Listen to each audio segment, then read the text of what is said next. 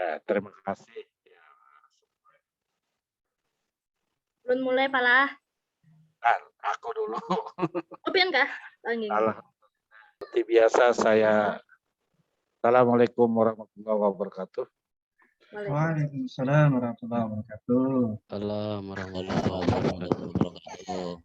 Ya, selamat siang. Saya mohon maaf karena menunda beberapa menit sampai pada saat ini ya. Saya selanjutnya mengucapkan terima kasih kepada semua peserta yang berhadir dalam kuliah kita untuk materi atau mata kuliah strategi pengembangan kurikulum dan pembelajaran.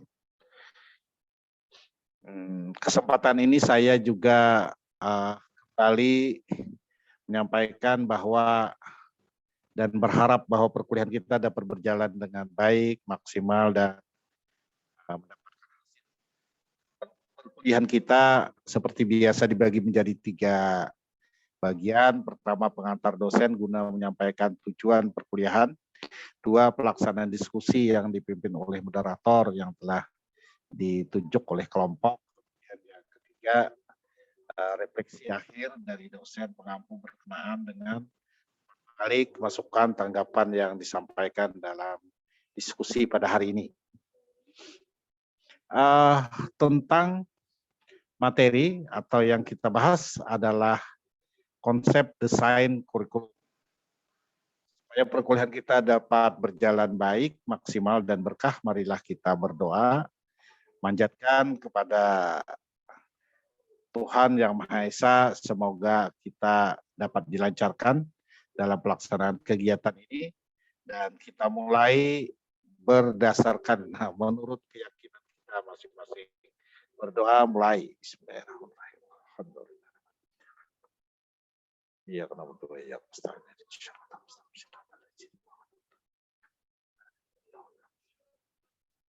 Berdoa selesai.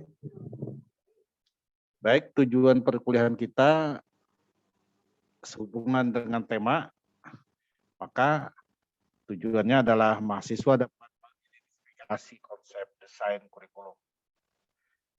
Dengan subtujuan, pertama, mengidentifikasi hakikat desain, kategori desain, model pendekatan teknik saintifik, dan yang kelima, pendekatan teknikal dan non-saintifik. Selanjutnya, agar menghemat waktu, saya silakan kepada moderator untuk memimpin kegiatan diskusi pada hari ini. Kepada yang bertugas, saya serahkan dan persilahkan. Terima kasih.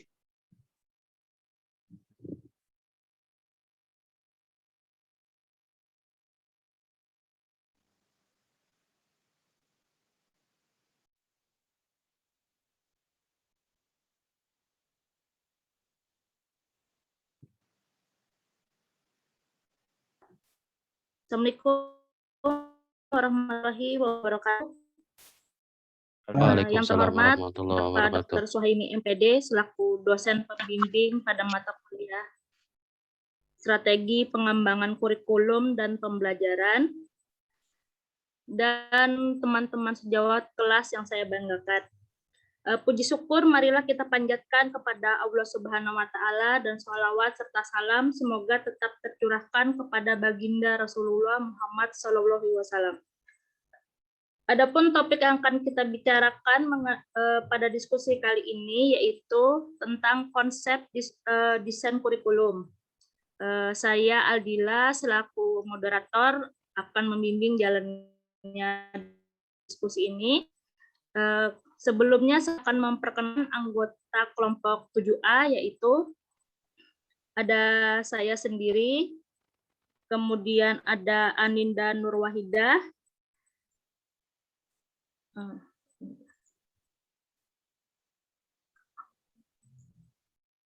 kemudian ada Ibu Retno Lestari, dan ada Widya Pratiwi.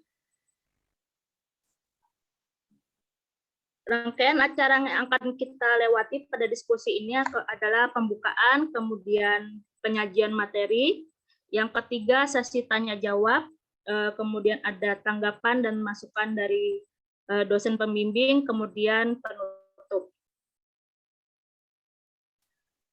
Acara yang pertama yaitu pembukaan, marilah kita bersama-sama mengucapkan basmalah.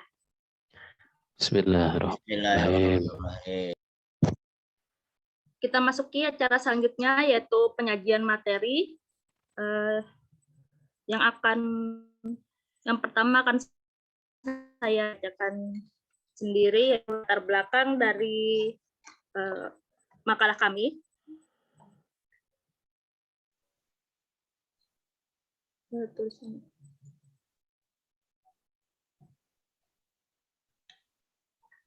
Kurikulum dalam proses dan keberhasilan pendidikan juga tidak kalah pentingnya dibandingkan guru dan siswa. Bahkan sebuah upaya pendidikan tanpa adanya kurikulum dapat dikatakan upaya pendidikan tersebut tidak memiliki isi dan arah yang jelas. Maka langkah awal adalah menentukan konsep dan komponen dalam kurikulum yang merupakan bagian dari desain kurikulum. Desain kurikulum ini mendeskripsikan secara terperinci tentang komponen yang harus ada pada setiap kurikulum, serta desain kurikulum yang dapat digunakan untuk proses pembelajaran. Next. Mas Uti, lawangnya ditutup nek bar metu sekolahmu tuh. Rumusan masalah dari makalah kami, yang pertama, apa yang dimaksud dengan hakikat desain kurikulum. Kemudian yang kedua, apa saja kategori desain kurikulum. Yang ketiga, bagaimana model desain kurikulum. Yang keempat, apa yang dimaksud dengan model pendekatan teknikal saintifik. Dan yang kelima, apa yang dimaksud dengan pendekatan non-teknikal non-saintifik. Kemudian tujuan penulisan dari makalah ini, ya satu, mengetahui apa yang dimaksud dengan hakikat desain kurikulum. Yang kedua, mengetahui apa saja kategori desain kurikulum. Yang ketiga, mengetahui bagaimana model desain kurikulum. Yang keempat, mengetahui apa yang dimaksud dengan model pendekatan teknikal saintifik. Dan yang terakhir, mengetahui apa yang dimaksud dengan pendekatan non-teknikal non-saintifik. Untuk slide selanjutnya akan dibacakan oleh teman saya. Baik, terima kasih kepada Bu Dila. Selanjutnya adalah tentang hakikat desain kurikulum. Menurut Glasgow menguraikan ada 7 prinsip desain kurikulum. Yang pertama, tantangan dan kesenangan. Yang kedua, luas. Yang ketiga, kemajuan. Yang keempat, kedalaman. Yang kelima, personalisasi dan pilihan. Yang keenam, koherensi. Dan yang ketujuh, relevansi. Para pengembang kurikulum telah mengkonstruksi kurikulum menurut dasar-dasar pengkategorian sebagai berikut. Yang pertama, subject centered design atau desain yang berpusat pada mata pelajaran.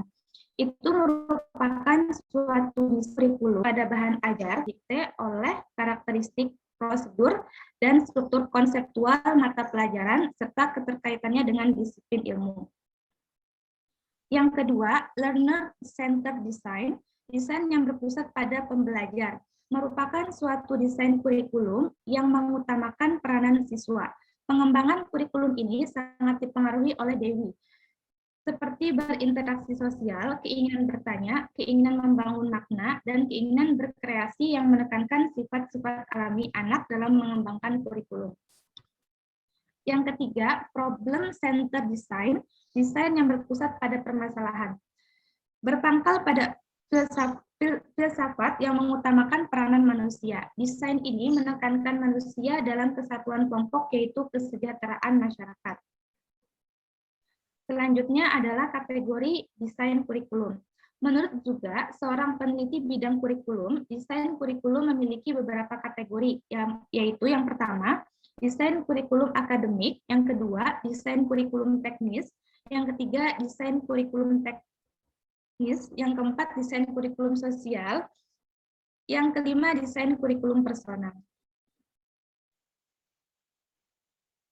Selanjutnya adalah model desain kurikulum. Yang pertama, ada model kurikulum terpisah atau disebut separate subject kurikulum, yaitu model penyusunan atau pengorganisasian bahan atau materi pelajaran yang didasarkan pada batas yang ketat untuk masing-masing mata pelajaran. Setiap bahan pelajaran disajikan dalam subjek atau mata pelajaran yang terpisah-pisah, yaitu satu lepas dari yang lainnya. Baiklah, dipersilakan kepada pemateri selanjutnya.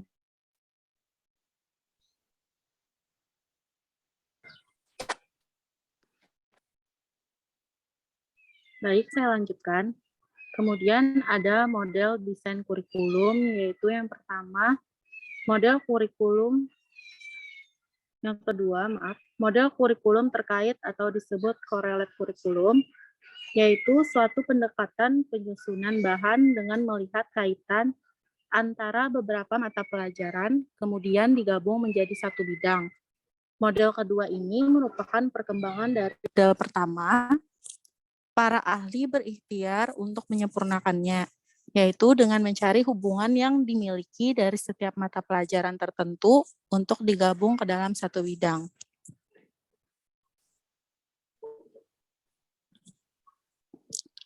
Yang ketiga, ada model kurikulum terpadu atau disebut integrated kurikulum. Dari segi bahasa, integrasi berasal dari kata integer yang berarti unit. Menurut Nasution, model integrasi kurikulum mengandung unsur perpaduan, koordinasi, harmoni, kebulatan, dan keseluruhan. Model kurikulum terintegrasi meniadakan batas-batas antara berbagai mata pelajaran dan menyajikan bahan pelajaran dalam bentuk unit atau keseluruhan. Melalui model kurikulum terintegrasi diharapkan dapat menghasilkan kemampuan anak secara terintegrasi antara kemampuan akademik dan non-akademik.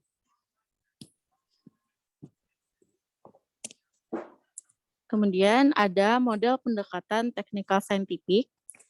Model ini berorientasi pada objektivitas, universalitas, logika, dan efektivitas serta efisiensi suatu sistem.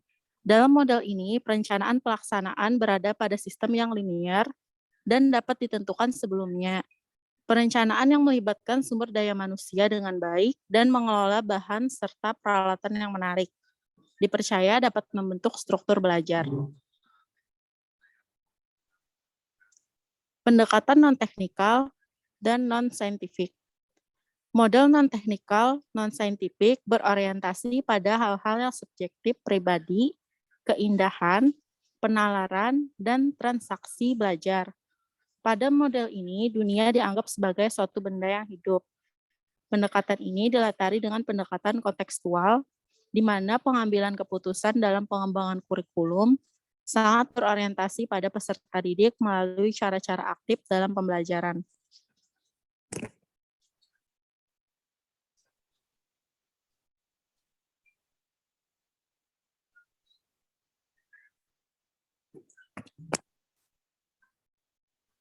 Baik, kesimpulan, desain kurikulum merupakan rencana pembelajaran yang harus dilaksanakan oleh guru dan siswa dalam proses pembelajaran. Desain kurikulum yang dapat digunakan diantaranya adalah subject center design, learner control design, problem control design. Setiap desain kurikulum memberikan teknik atau cara yang efektif dalam proses pembelajaran agar berjalan dengan efektif dan efisien. Sekian penyajian materi dari kelompok kami. Selanjutnya adalah sesi tanya jawab. Kami serahkan kepada kelompok 7B.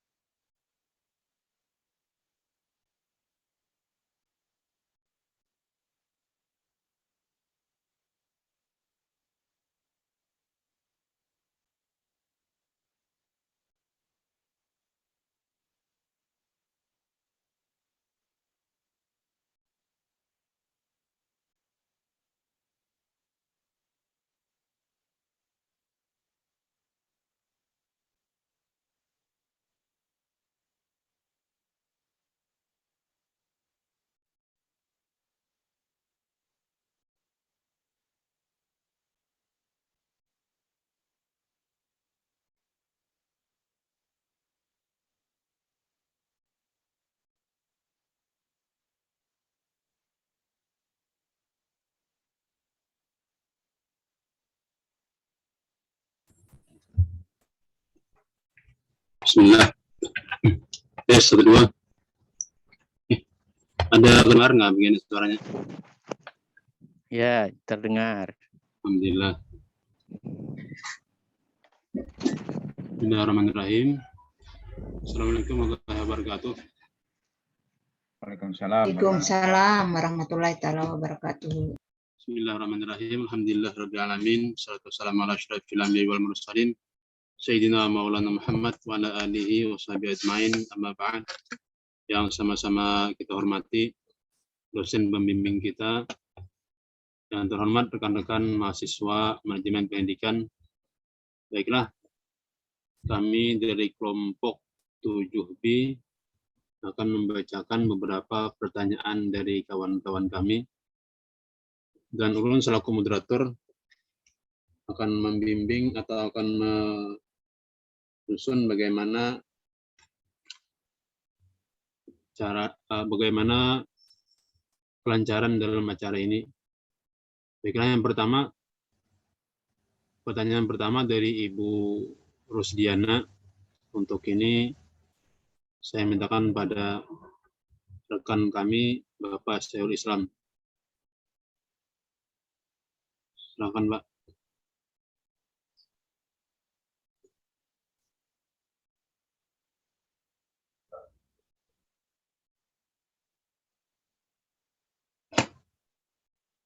Pak Syekhul. Baik, mungkin beliau masih di jaringan atau bersahabat. Silakan Pak Halianur, bisa membacakan pertanyaannya. Ya, terima kasih Bapak Moderator. Baik, saya akan bacakan pertanyaan yang pertama. Berasal dari Ibu Rusdiana dari kelompok 4 ya Bu ya. Pertanyaan beliau, jelaskan tentang desain mata pelajaran atau subjek desain.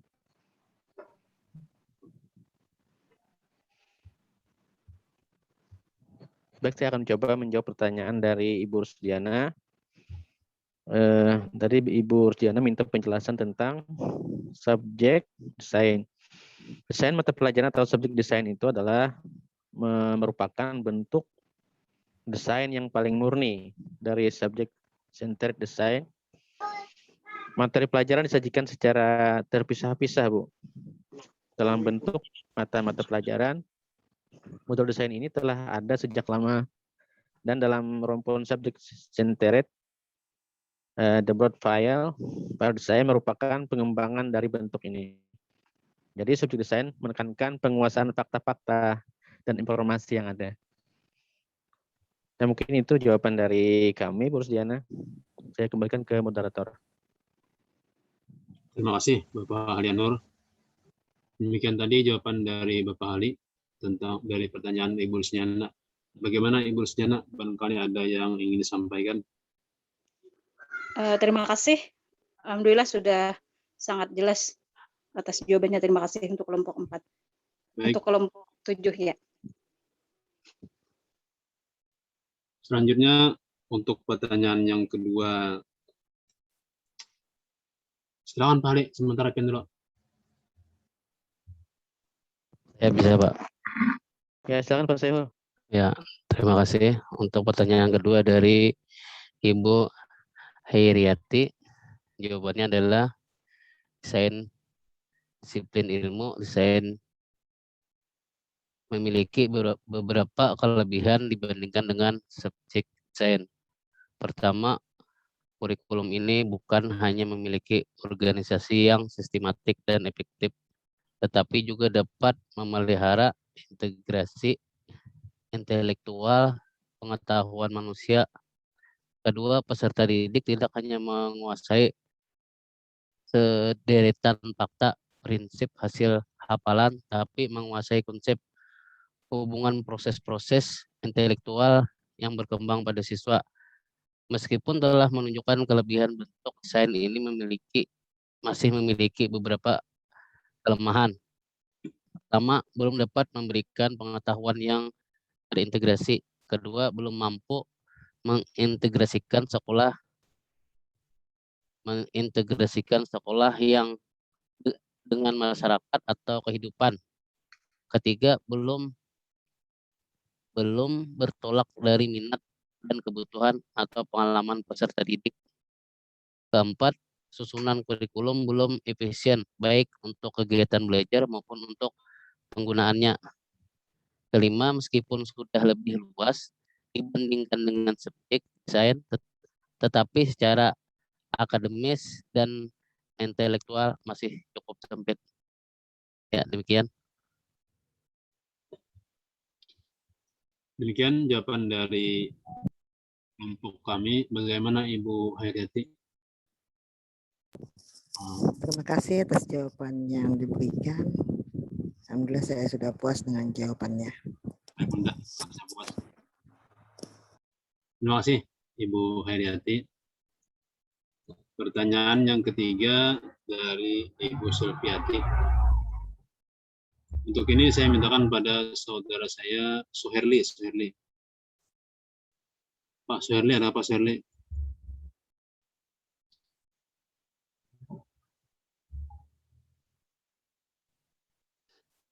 Ya, saya Pak.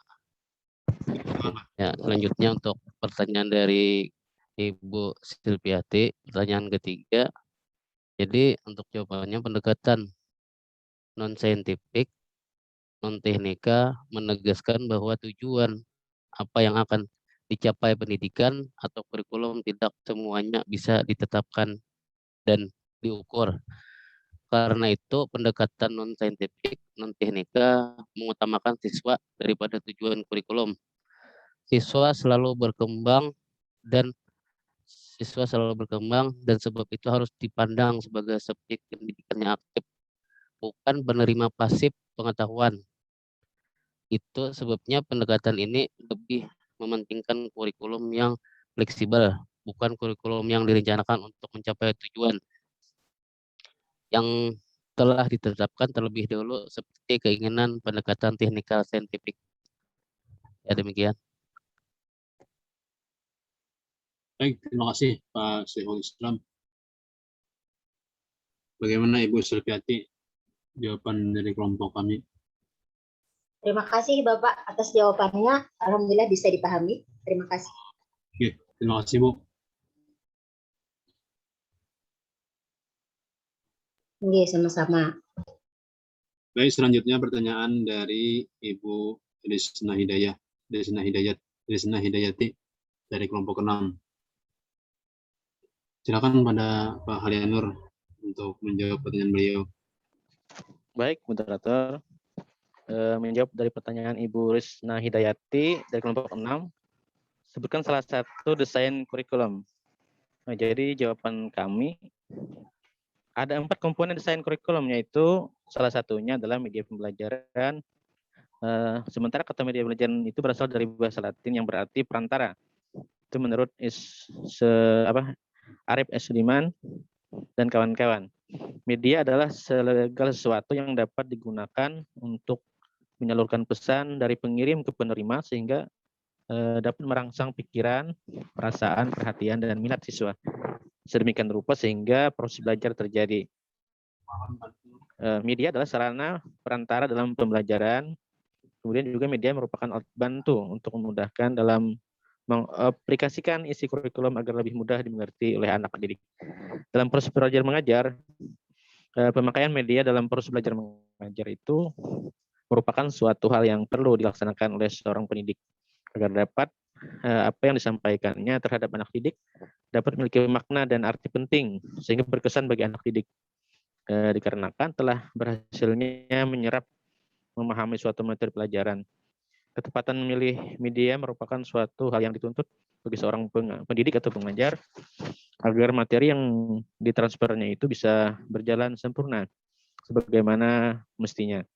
Dan tujuan pelajaran atau pendidikan dari proses belajar mengajar bisa tercapai dengan lancar dan baik. Mungkin seperti itu jawaban dari kelompok kami.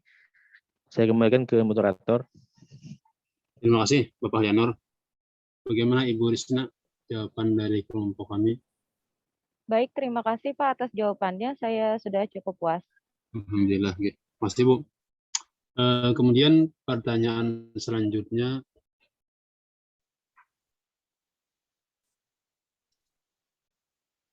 dari Ustadz Tajuddin Nur.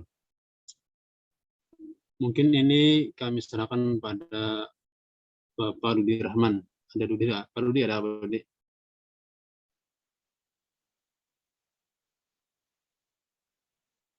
Ali, salam Ali. Baik, moderator. Pertanyaan dari Ustadz Tajuddin Nur dari kelompok 10, yaitu tentang komponen desain kurikulum. Apa saja yang disebutkan serta jelaskan terkait desain kurikulum termanifestasi dalam 2 dimensi organisasi. Jawaban kami singkat saja ya Pak Ustadz.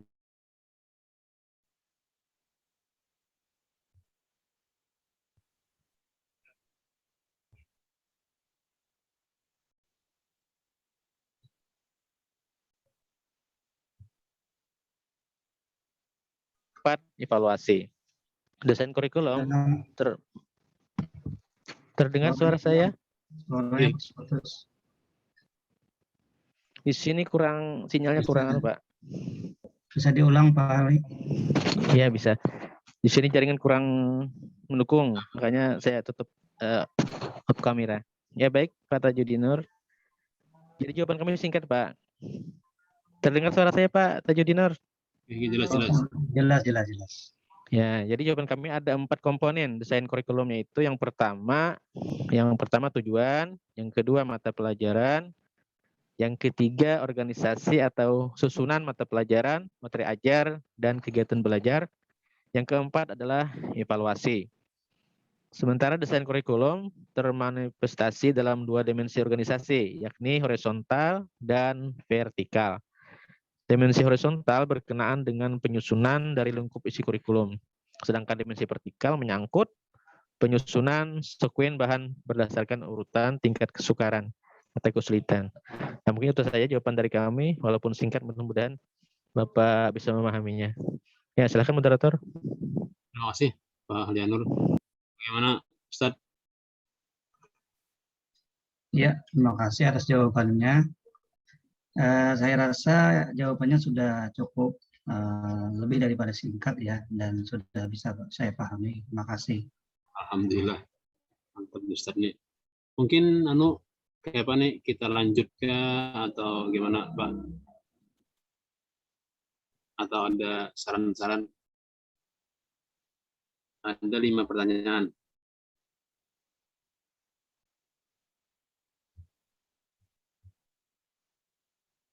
Boleh lanjut dulu, lanjut ya.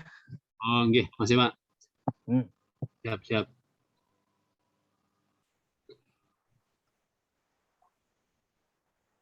Baik, pertanyaan yang ke-6 yang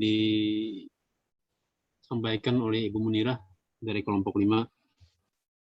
Pertanyaannya, jelaskan 3 jenis desain yang termasuk dalam desain kurikulum terpusat pada siswa dengan ciri-cirinya, dengan ciri masing-masing.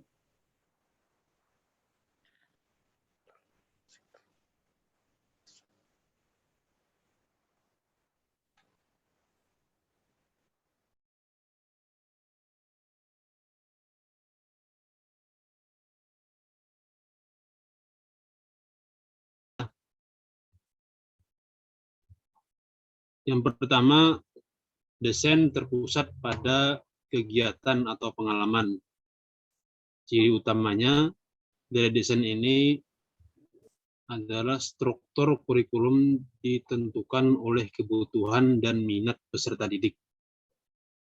Yang kedua, karena struktur kurikulum didasar pada atas minat dan kebutuhan dari peserta didik, maka kurikulum disusun bersama guru dan peserta dan para siswa. Kemudian ciri yang ketiga, desain kurikulum tersebut menekankan pada prosedur pemecahan masalah. Terutama masalah dalam kehidupan siswa, masalah sehari-hari di lingkungan sekitar mereka. Kemudian desain sekolah alternatif. Desain sekolah ini memberikan kebebasan pada anak-anak memiliki pengalaman pembelajaran yang sesuai dengan kebutuhan anak yang bersangkutan. Tujuannya supaya mereka bisa menentukan sendiri arah kehidupan mereka. Itu salah satu cirinya. Kemudian yang ketiga, humanetic design. Humanetic design ini menekankan pada fungsi perkembangan peserta didik melalui memfokuskan pada hal-hal yang subjek, perasaan, pandangan, dan kemudian penghargaan, pertumbuhan. Nah, kurikulum humanetik ini berusaha mendorong, menekankan sumber daya dan potensi pribadi siswa. Demikian jawaban dari kami. Bagaimana Ibu Munirah?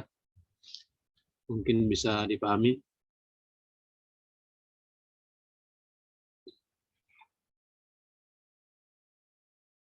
Ibu Munirah, gimana Bu? Ibu Munirah dari kelompok 5.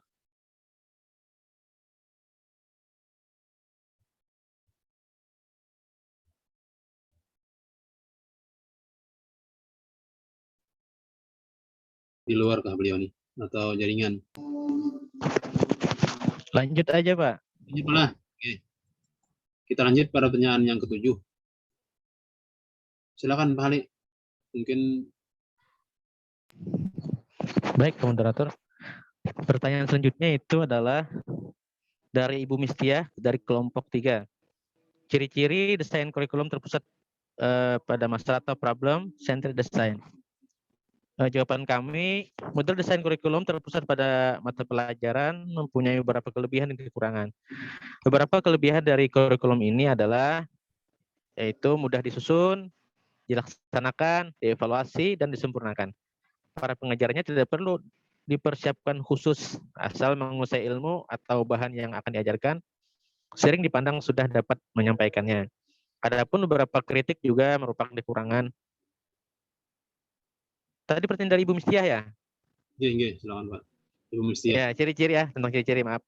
Ciri-ciri desain kurikulum terpusat masalah atau problem centered design ini diantaranya menekankan prosedur belajar melalui pemecahan masalah, menggunakan pengalaman dan situasi-situasi nyata dari peserta didik sebagai pembuka jalan dalam mempelajari bidang-bidang kehidupan. Desain ini menyangkut berbagai ragam masalah sosial dan kebutuhan siswa yang sangat banyak dan bervariasi. Tekanan desain ini dibatasi pada TIFA desain, yaitu desain situasi kehidupan atau real ya. Di sini desain masalah sosial dan rekonstruksionis. Nah, mungkin itu jawaban dari kami, Mustia. Inggi, terima kasih atas jawabannya. Jadi terpusat pada masalah dan pengalaman siswa begitu ya intinya. Terima kasih Iya, Bu. atas jawabannya. Ya, sama-sama.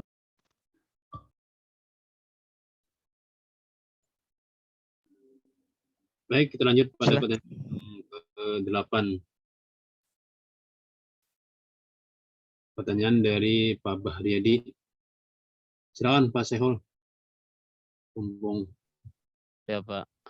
Oke, pertanyaan dari kelompok 9 pada Pak Bahriyadi. Jelaskan kelebihan dan kekurangan desain kurikulum terpusat pada mata pelajaran subject centered design. Model desain kurikulum terpusat pada mata pelajaran mempunyai beberapa kelebihan dan kekurangan. Beberapa kelebihan dari kurikulum ini adalah mudah disusun, dilaksanakan, dievaluasi, dan disempurnakan. Para pengajarnya tidak perlu mempersiapkan khusus. Asal menguasai ilmu atau bahan yang akan diajarkan, sering dipandang sudah dapat menyampaikan. Adapun beberapa kritik juga merupakan kekurangan model desain ini adalah karena pengetahuan diberikan secara terpisah-pisah.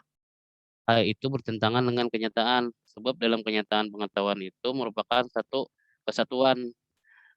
Karena mengutamakan bahan ajar, maka peran peserta didik sangat pasif. Pengajar lebih menekankan pengetahuan dan kehidupan masa lalu, dengan demikian pengajaran lebih bersifat verbalistis dan kurang praktis. Ya, mungkin itu jawaban dari kelompok kami. Pak Baryadi. Terima kasih Pak Syehol. Bagaimana Pak Baryadi? Ada tanggapan dari Bapak, silakan. Atau ada masukan-masukannya? Silakan Pak Baryadi.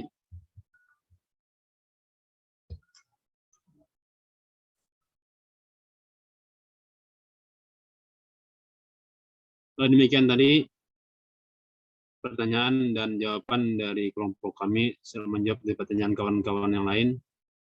Kami dari kelompok 7B mengucapkan terima kasih dan mohon maaf seandainya dalam pembawaan kami ada hal yang kurang berkenan di hati Bapak dan Ibu. Demikian, wassalamualaikum warahmatullahi wabarakatuh. Waalaikumsalam. Waalaikumsalam warahmatullahi wabarakatuh. Kita kami kembalikan pada moderator dari silakan kelompok A.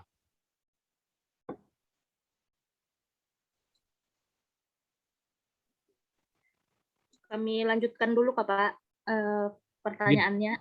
Oke, silakan. Lanjutkan. Silakan. Kelompok A ya. Silakan.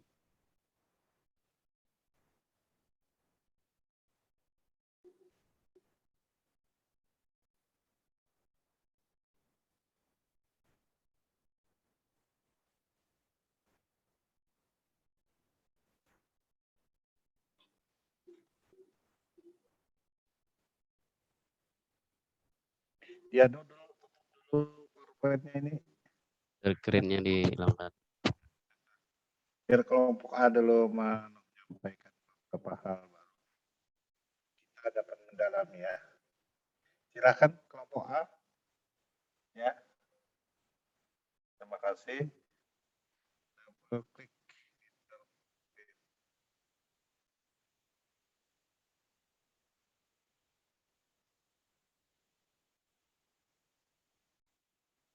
Lagi.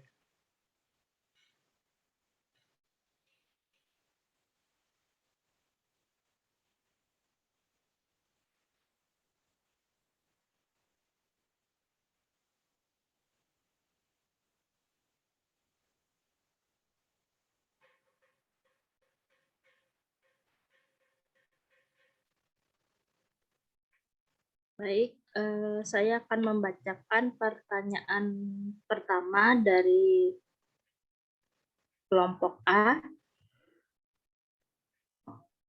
Pertanyaan pertama dari Ibu Yusrina dari kelompok 6A. Pertanyaannya adalah, apa yang dimaksud dengan desain kurikulum teknologis? Jawaban dari kelompok kami, desain kurikulum teknologis memfokuskan kepada efektivitas program, metode, dan bahan-bahan yang dianggap dapat mencapai tujuan. Desain ini menekankan pencapaian tujuan yang mudah diukur, aktivitas dan tes, serta pengembangan bahan-bahan ajar. Untuk pertanyaan kedua, untuk pertanyaan pertama, Ibu Yusrina, bagaimana dengan jawaban kami? Terima kasih Bu Aldila, jawabannya sudah cukup jelas. Terima kasih banyak. Sama-sama Ibu. Kemudian ada pertanyaan kedua dari Ibu Sahrianti.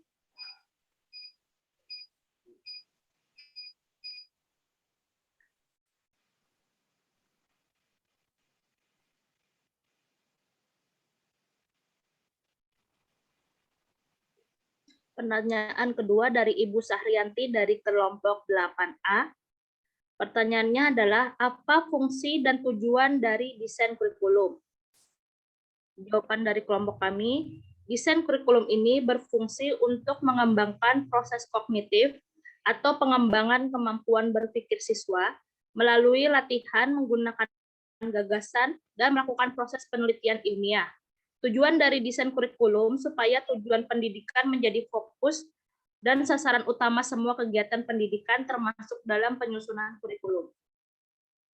Bagaimana Ibu Sahrianti dengan jawaban kelompok ini? Terima kasih atas jawaban dari kelompok 7, sudah cukup bisa diterima. Oke, terima kasih Ibu.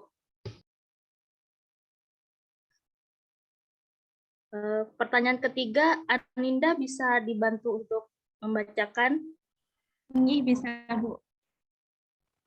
Untuk pertanyaan ketiga dari Ibu Dina Rikayandini, pertanyaannya adalah, apa kelemahan model kurikulum terkait atau correlate kurikulum? Jawaban dari kelompok kami, kelemahan model kurikulum terkait adalah kurikulum model ini pada dasarnya subject center dan tidak menggunakan bahan yang langsung berhubungan dengan kebutuhan dan minat anak, terutama kaitannya dengan masalah-masalah hangat yang dijumpai dalam kehidupan sehari-hari.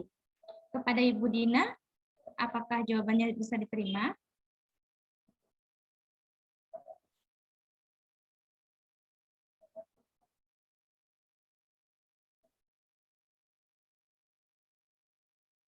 Pada Ibu Dina, mungkin Ibu Dina tidak sedang di ruang Zoom. Kita lanjut ke pertanyaan yang keempat dari Bapak Supiansa, kelompok 6. Pertanyaannya adalah, mengapa desain kurikulum merupakan aspek yang amat penting dari kurikulum planning? Jawaban dari kelompok kami, sebab hal itu menunjukkan elemen-elemen yang harus diperhatikan dalam perencanaan kurikulum, dan hubungan elemen-elemen ini dalam proses pengembangan kurikulum merupakan cara untuk menentukan pemilihan organisasi berbagai pengalaman belajar yang diselenggarakan di sekolah dan menentukan peranan pendidik, peserta didik, dan orang lain yang terlibat dalam perencanaan kurikulum. Kepada Bapak Supiansa. Terima kasih atas jawabannya. Jadi mungkin di sini saya dapat menarik suatu kesimpulan bahwa di situ yang dimaksud elemen-elemen di sini yang berhubungan dengan kurikulum mungkin yang 8 standar itu ya, yang 8 standar, tapi 4 yang dari pekerjaan seorang guru yang berhubungan, yaitu standar IC ya, standar IC, standar proses, penilaian, dan standar kelulusan. Mungkin begitu ya, kelompok. Betul, Bapak. Oke, terima kasih, Bu. Oke. Baik, untuk pertanyaan selanjutnya, pertanyaan yang kelima dari Bu Lilis Aprianti dari kelompok 4. Pertanyaannya adalah, jelaskan apa yang dimaksud dengan model kurikulum terpadu atau disebut integrated kurikulum. Kelompok kami menjawab, menurut Nasution, model integrasi kurikulum mengandung unsur perpaduan, koordinasi, harmoni, kebulatan, dan keseluruhan. Model kurikulum terintegrasi meniadakan batas-batas antara berbagai mata pelajaran dan menyajikan bahan pelajaran dalam bentuk unit atau keseluruhan. Melalui model kurikulum terintegrasi diharapkan dapat menghasilkan kemampuan anak secara terintegrasi antara kemampuan akademik dan kemampuan non-akademiknya. Kepada Ibu Lilis.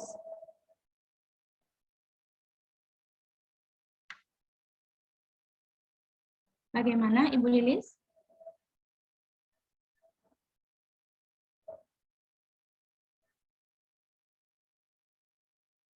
Baiklah, saya kembalikan ke moderator.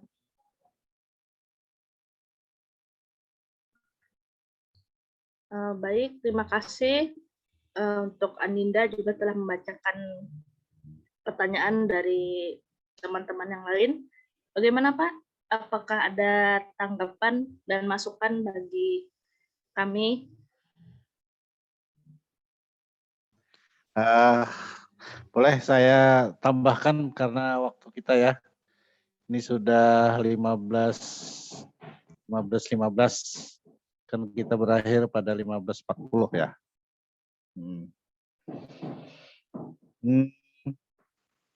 Saya sudah membaca makalah daripada kelompok A bahwa kelompok B ya. Pak Dudi ini kan kelompok B. Kalian desain kurikulum itu perlu ya, karena yang membicarakan 4 komponen, yaitu tujuan, yaitu mata pelajaran, susunan mata pelajaran, dan kegiatan beserta evaluasi. Jadi itu sebenarnya pekerjaan daripada kita sehari-hari sebagai guru. Inti daripada kegiatan belajar mengajar kegiatan pendidikan di sebuah sekolah pada dasarnya ingin mensukseskan pelaksanaan kurikulum. Jadi seluruh kegiatan-kegiatan yang lain itu mendukung kegiatan proses belajar mengajar. Makanya kita harus betul-betul membuat desain kurikulum ini sehingga pembelajaran kita menyenangkan, sehingga dapat kita pastikan bahwa mata pelajaran yang kita ampu itu sampai kepada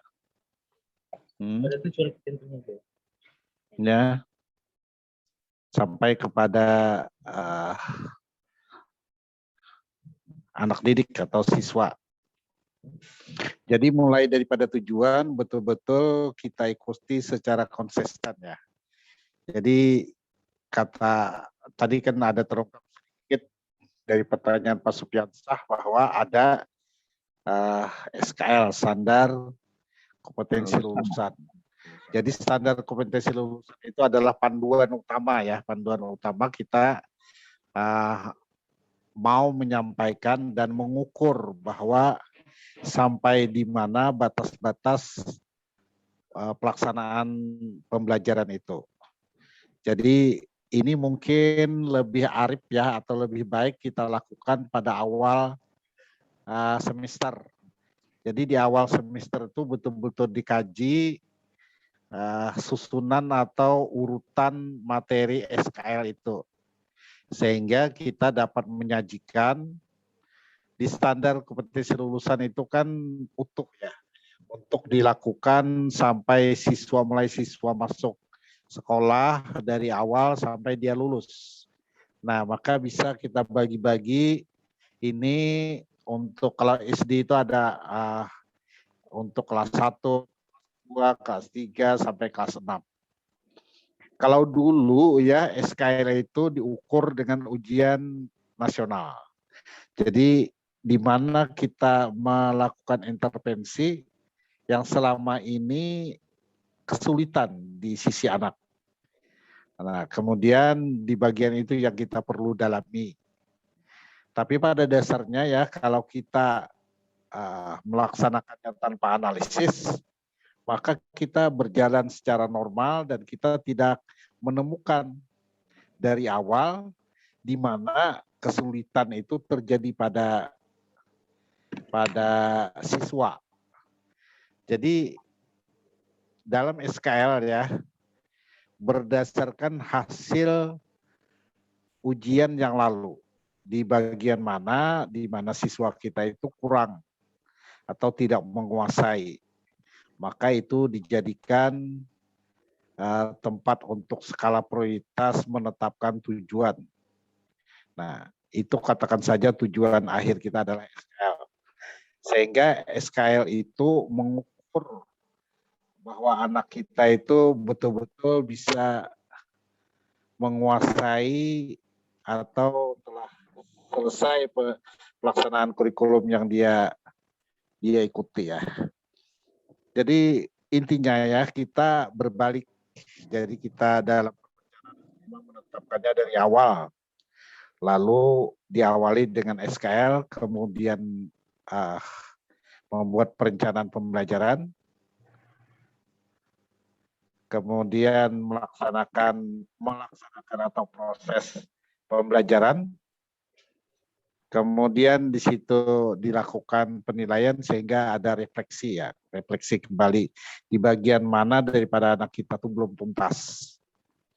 Nah, itu semua memang dari langkah yang perlu didesain dan disusun. Jadi mulai daripada tujuan kita urutkan dulu dari yang mudah sampai yang tersulit. Kemudian yang sederhana sampai kepada yang kompleks. Jangan sampai terbalik bahwa yang sulit dulu baru yang mudah, atau yang kompleks dulu baru yang mudah atau yang sederhana. Kita paham saja di dalam teori, tapi dalam praktiknya kita masih kekurangan. Buktinya bahwa RPP yang kita buat itu tidak selamanya dapat kita laksanakan. Akhirnya kan kita bukan berarti tidak mau untuk melaksanakan RPP sesuai daripada RPP, tapi kita kesulitan untuk melaksanakan apa yang kita tulis untuk dapat terlaksana dalam kenyataan. Nah, maka kita harus pelajari RPP itu bagaimana untuk dapat dipedomani. Karena di situ tertulis yang intinya itu waktu pembelajaran, kita jangan lupa di situ juga ada penilaian ya. Walaupun penilaian itu katakan saja kita dapat lakukan, tapi kadangkala kita kekurangan waktu karena materinya terlalu banyak penjelasan. Karena kita penjelasan konsep atau rumus, kemudian melakukan latihan, kemudian baru kita bisa mengasih soal atau evaluasi. Jadi 3 langkah itu memang kita harus lakukan. Pertama, kita harus memberikan penjelasan tentang konsep. Kedua, walaupun itu dilalui dia dengan menggunakan sistem model pembelajaran atau menggunakan kerja saintifik ya, mengamati, kemudian menanyakan, kemudian sampai mempresentasikan. Nah, itu adalah proses untuk memberikan pelajaran.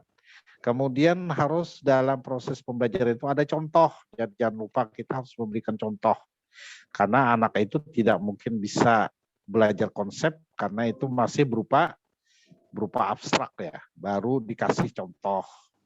Nah, setelah contoh itu baru dibuat evaluasi ya. Nah, ini baru kita mengukur bahwa seberapa jauh materi yang kita sampaikan itu dapat berhasil. Dan ini jangan lupa Bapak Ibu ya dianalisis atau dipelajari, walaupun analisisnya itu menggunakan pola tertentu yang ada menurut model analisis mata pelajarannya, tapi kita harus merenung kembali di bagian mana mata pelajaran itu tidak dapat dimengerti oleh siswa. Makanya dalam hakikat desain kurikulum itu minimal ada 4 langkah ini, yaitu pembuatan perencanaan atau penetapan tujuan, kemudian mata pelajarannya dirakit bagaimana kita bisa menyusun mata pelajaran itu dari yang termudah sampai yang tersulit, kemudian dari yang kompleks, dari yang sederhana ke kompleks, dari yang nyata ke abstrak ya, nyata, semi abstrak, kemudian abstrak. Nah, itu baru kita bisa melaksanakan pembelajaran di kelas. Nah, akhirnya dilakukan evaluasi. Nah, itu yang dimaksud dengan desain ya. Jadi kita harus memahami apa istilah desain. Kemudian ada kategori yang terpusat pada mata pelajaran, tadi sudah disebutkan, terpusat pada mata pelajaran. Ini bukan berarti tidak baik ya, tapi yang hari ini kan yang disarankan adalah terpusat pada siswa. Jadi kalau terpusat pada mata pelajaran itu banyak keagungan atau keunggulan di mata pelajaran, sementara siswanya pasif. Siswa hari ini harus kita pahami yang by doing.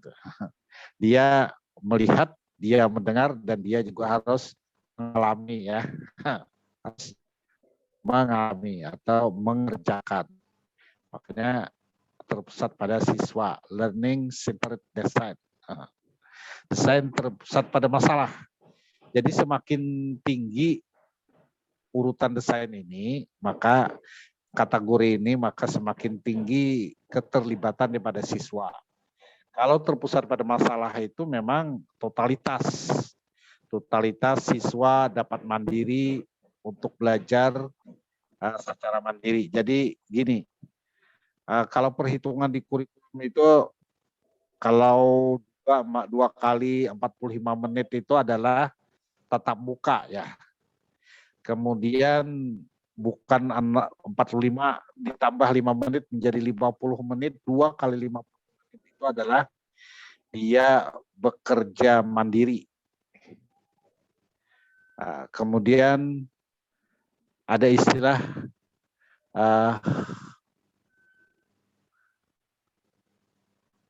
mengerjakan yang menelaah, mencari bahan itu ada 2 kali 50 menit juga.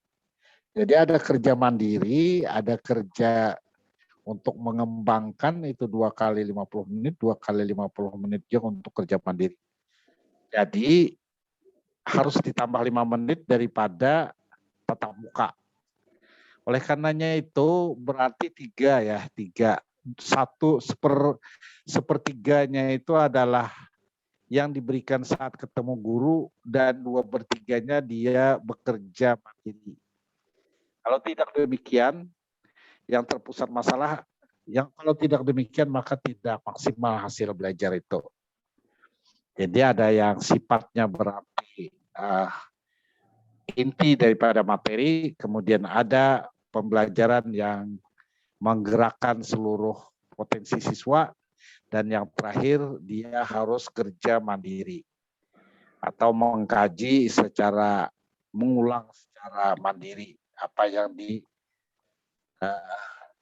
di sekolah. Berikutnya apa desain terpusat pada mata pelajaran sudah kita jelaskan di atas bahwa kurikulum itu berpusat pada bahan ajar, mencerminkan kegiatan belajar yang dipandu oleh materi dan karakteristik, prosedur dan struktur konsep mata pelajaran yang terkait dengan disiplin ilmu. Jadi banyak sifatnya berupa teori ya. Kemudian untuk mempraktekkannya, peran siswa mengembangkan kurikulum itu, maka interaksi sosial, keinginan bertanya, keinginan membangun makna, keinginan berkreasi, menekankan sifat-sifat alami anak dan mengembangkan kurikulum itu adalah desain atau kurikulum yang terpusat pada siswa. Jadi banyak menghendaki keterlibatan dan totalitas daripada siswa.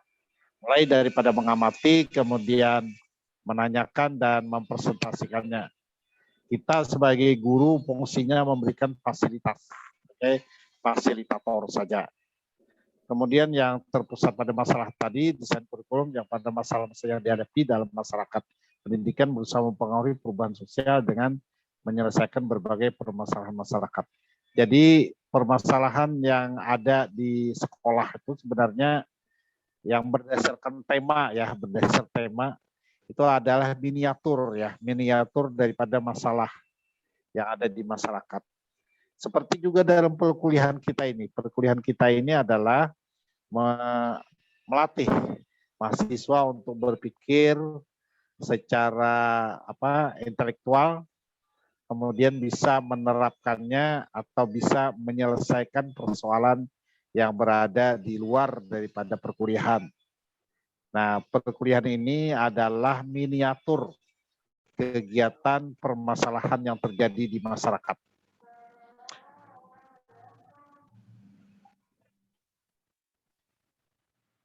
Kemudian desain kurikulum ada 2 macam, yaitu modelnya, yaitu model saintifik, teknik saintifik, dan non-saintifik ya.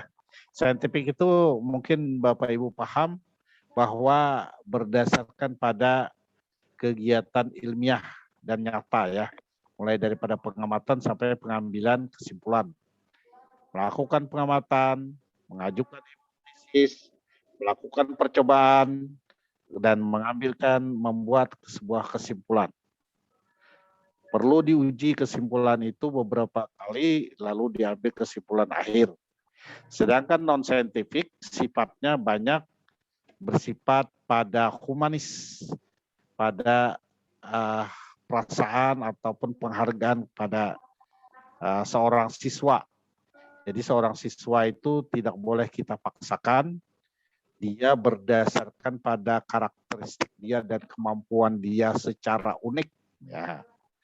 Unik itu dalam artian orang dia sendiri yang bersangkutan berbeda kecepatan ataupun cara dia untuk bisa menangkap mata pelajaran. Ada yang lambat, ada yang sedang, dan ada yang cepat. Dalam hal ini kita harus bisa memfasilitasi semua potensi, di mana di dalam model pendekatan non-saintifik ini, pendekatan yang menegaskan bahwa tujuan apa yang akan dicapai pendidikan itu tidak semuanya bisa ditetapkan atau diukur. Karena apa? Karena ada perbedaan kemampuan tadi dari masing-masing siswa. Makanya muncul pola pembelajaran yang kemarin itu konstruktivis.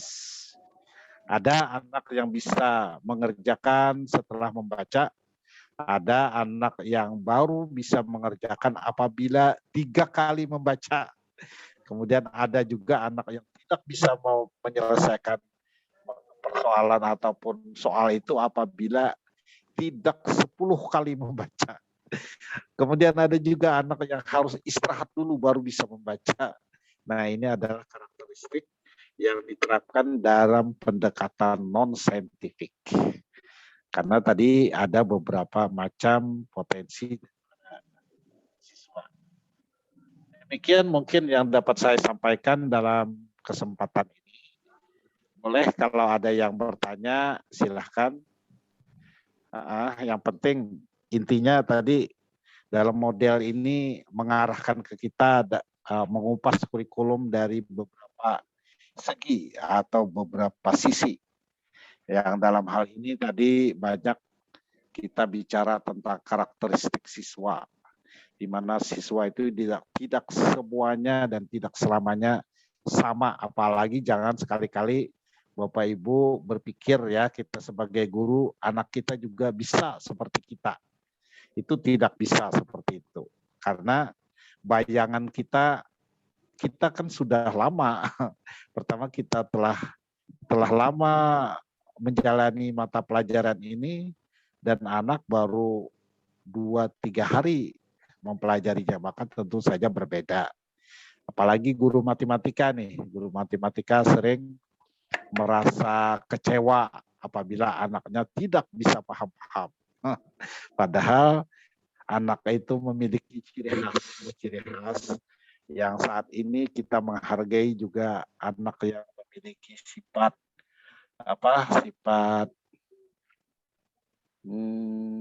disabilitas.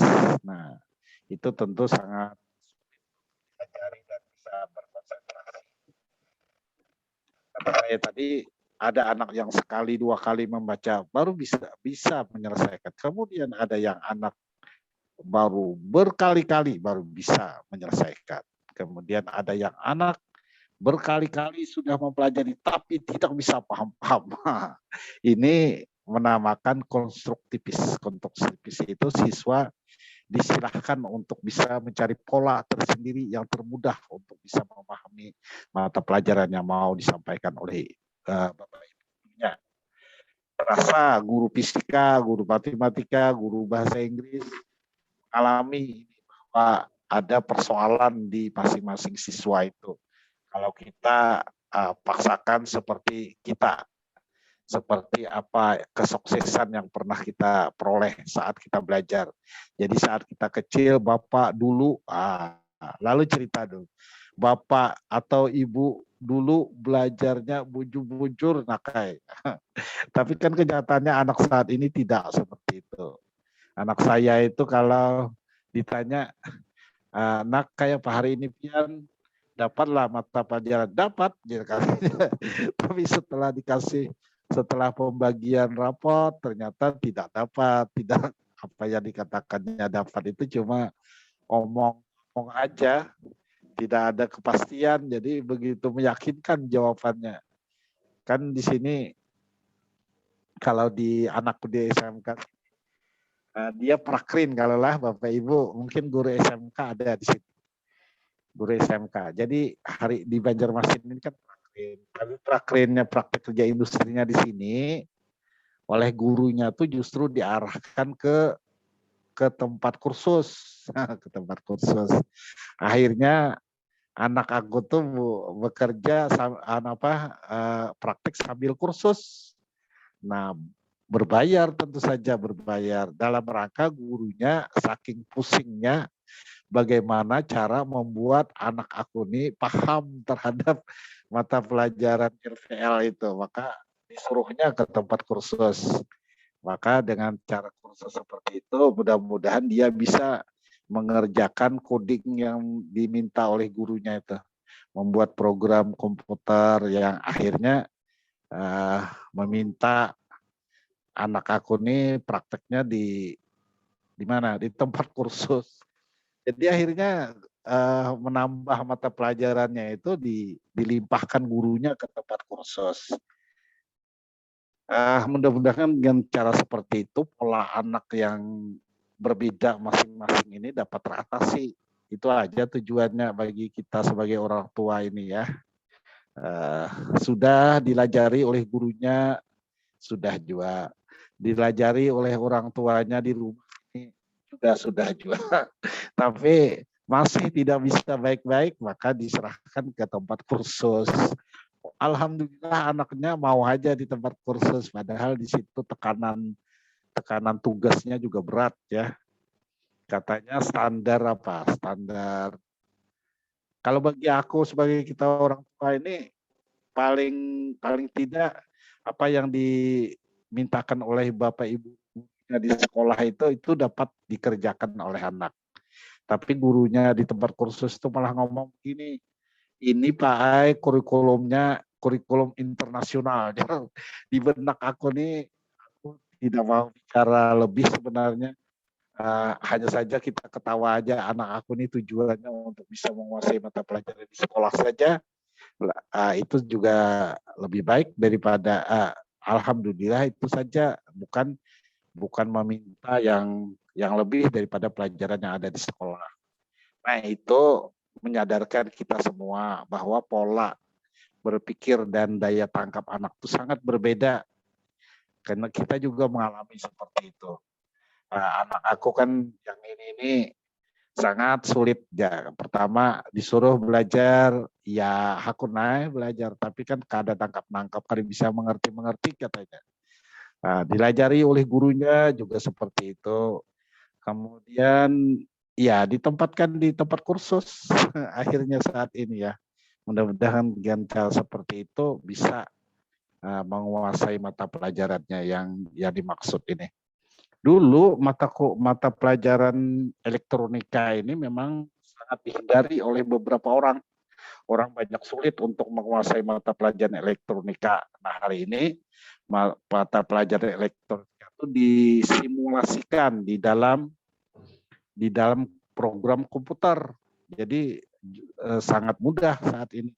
Jadi, di dalam program komputer itu lalu dinamakan jurusan program studi RPL. Nah, RPL itu yang diharapkan, tapi yang sulit, yang masa depannya pulang kuliahnya yang seharusnya kan RPL itu masuknya ke teknik komputer, tapi ternyata oleh pemerintah kalau lulusan itu dimasukkan ke kelompok sosial dan hukum, jadi masuk ke hukum. Nah, ini tak apalah, yang penting itu waktu dia sekolah SMK berhasil, itu aja tujuan kita sebagai orang tua, karena sekolah itu adalah yang di atas segalanya, itu adalah adaptasi untuk bisa dia lebih lancar untuk mengikuti perkuliahan atau pelajaran di tingkat lanjutan atau di bangku kuliah.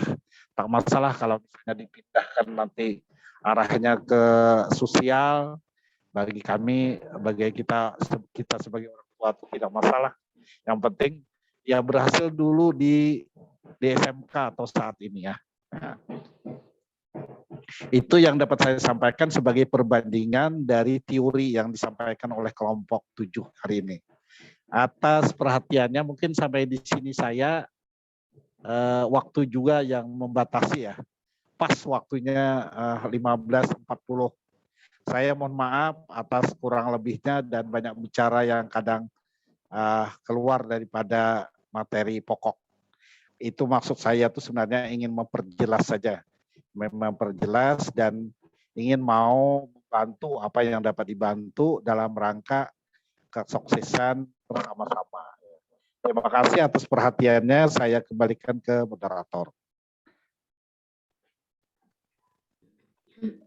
Demikian tadi diskusi kelompok 7 dari kelompok 7A dan kelompok 7B. Maka atas kelancaran diskusi ini maka kita ucapkan hamdalah. Alhamdulillah. Alhamdulillahirrahmanirrahim. Sampai jumpa ya. Sebagai moderator mohon maaf. Assalamualaikum warahmatullahi wabarakatuh.